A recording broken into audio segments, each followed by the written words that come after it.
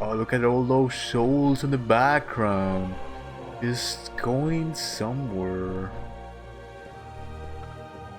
Wouldn't you say this is...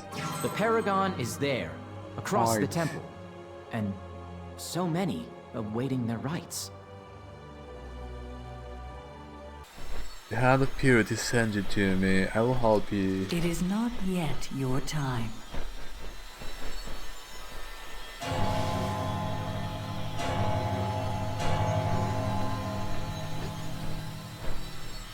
Let go, it will pass.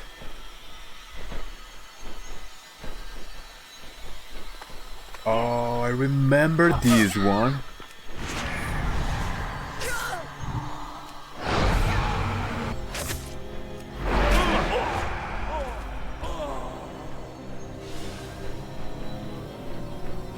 Lighter and clearer. And one step closer to your ascension, sister. You have my thanks, Bellicus. And she was... It's just... For me, it comes to this. Can you imagine the trauma of being murdered? Like if you were able to retain some of your memories and some of the experience of being murdered. How many people are murdered every day? How many people have been murdered in cold blood by one of those pesky rogues? And now, talking seriously, someone who just wants to take their life. I think she was like a soldier or something. They show you a little bit of her story, and the whole idea of these beings, these Kyrian, their whole purpose is to help them deal with these memories, to help them deal with this trauma.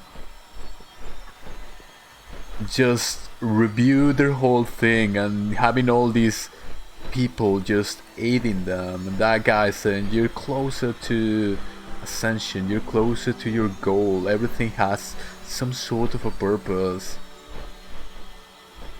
To me it was very impactful to even just think that there's a place like this, that something like this would exist. Some watching over us, helping us, and protecting us from these things which are truly the worst of humanity and the worst of society. Wishful thinking, I guess, because it's all lore, it's all fantasy. In all things. Thank you, Bellicus. I think you will find this exercise enlightening as well. As you will see, not all the memories that bind us are violent.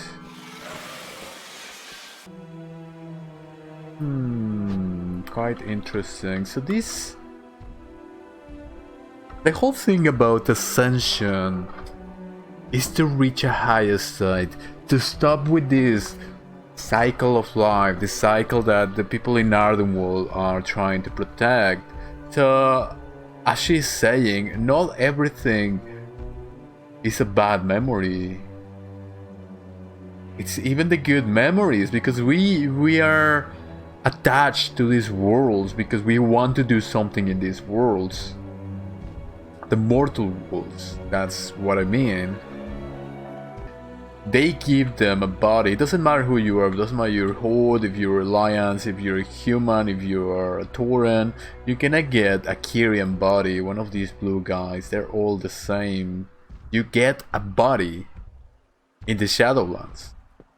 He used to be a Tauren. And these are his burdens.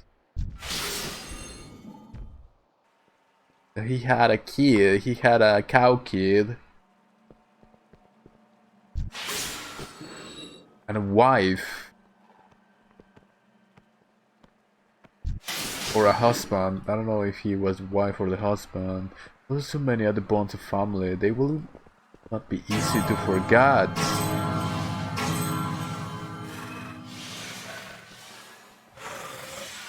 I can't. Quickly, but like this means the memories. But he is seeing these memories. Everything is, as we can see, manifesting. You can see his wife, or I don't know if he is the husband or the wife, because Pelagos used to be a woman and now he's got the body of a man. So he is in this temple of purity where they as they show you before, there's this woman who is literally reliving her death, being murdered by a thief. And now this guy, he used to be a Tauren, and he's looking at all of his memories. Everything comes to life. This is what I mean when I say that the nightmares come to life. They actually leak into the world. They manifest somehow. So this is an ethereal world, and now he's manifesting all of his burdens, all of his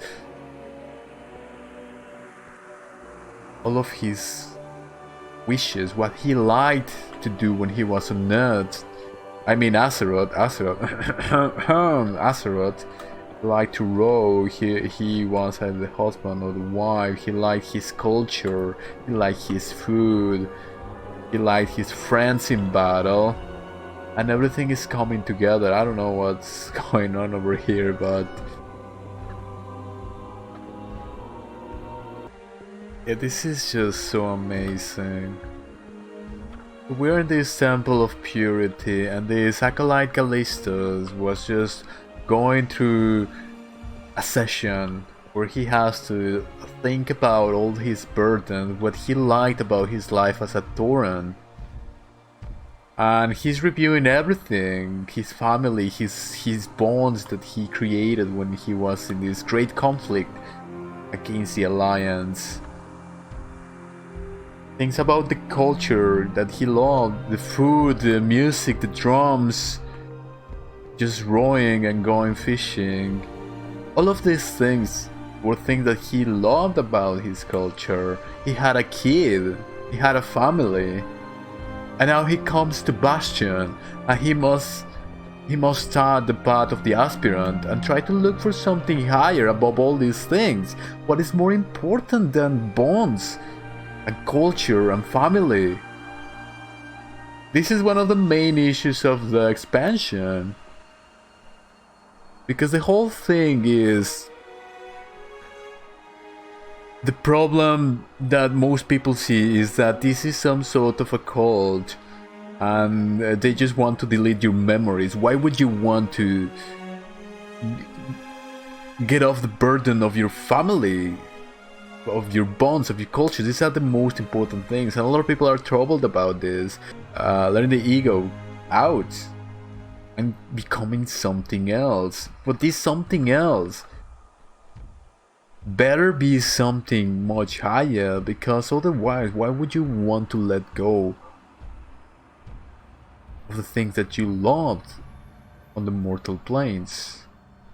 The whole thing about the Shadowlands, at least Bastion, is this whole problem. Like in Spice of Ascension, they have these devils telling you, why do you, isn't there another way? Why do we have to forget? Well, perhaps because there are bigger things out there. Perhaps because we're looking at a bigger picture. When they are reviewing their lives in this, when they meet the Eternal Watcher and she sees all your deeds, there's a multitude of Kyrian just looking at you, and even here you have these aspirants just watching, just helping, just encouraging.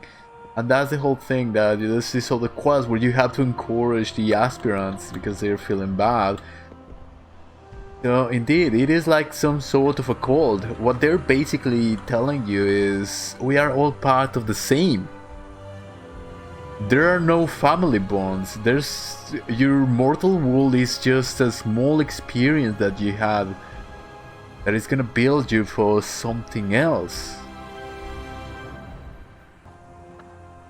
Perhaps if it is all for experience and there's no real purpose at all, then why did the Archon created this whole higher being thing? Why did she created something else, something more than the cycle of life and rebirth? She created the path of ascension. Ascension to what? That's the main thing that I wanted to know when I became a Kyrian. Why do I have to forget? Why cannot...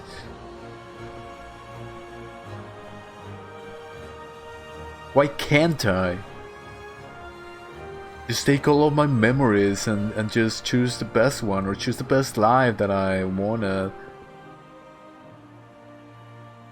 There's got to be something much higher than everything that we could even think about.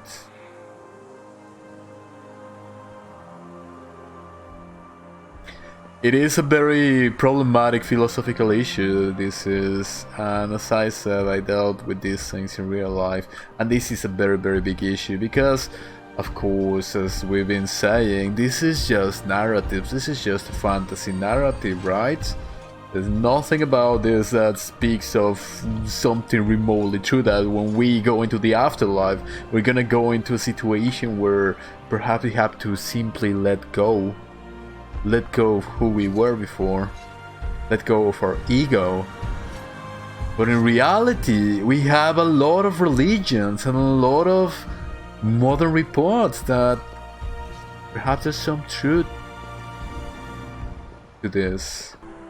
This game, this expansion, this covenant, specifically Bastion, it has a lot of Gnostic influence.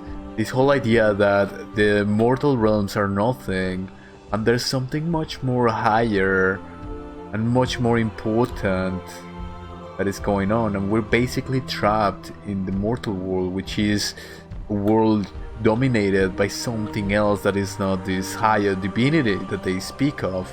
But the same thing can be said about Buddhism. According to the Buddhists, we are trapped in a cycle of samsara, of being trapped on this cycle of life and rebirth, and there's something much more higher than all of this. This is what they're presenting you in this expansion, in this covenant. They're literally saying there's the path of the Aspirant, the path of ascension, there's something else, something much higher.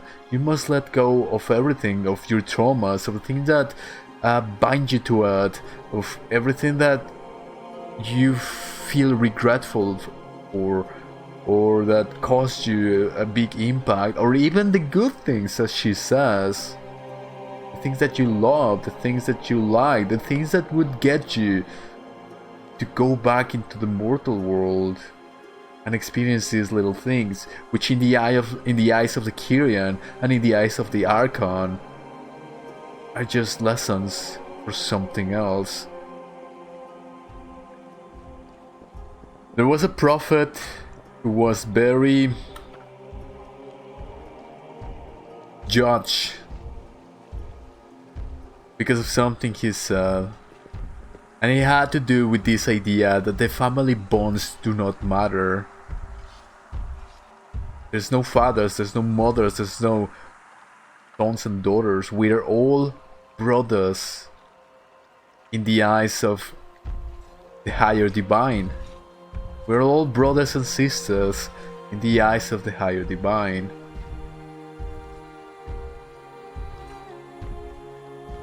And this is what they're presenting here.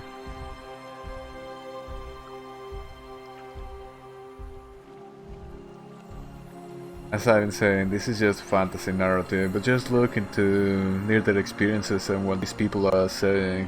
Look at what the people that are doing research on antigens are saying. They're saying, I left my body and I realized that we're all part of the same thing. We're all the same energy, living little roles that we put upon each other and upon ourselves to learn to experience. But at the end, there's a much higher, much more complex truth that goes beyond our philosophies, our narratives, and our fantasies.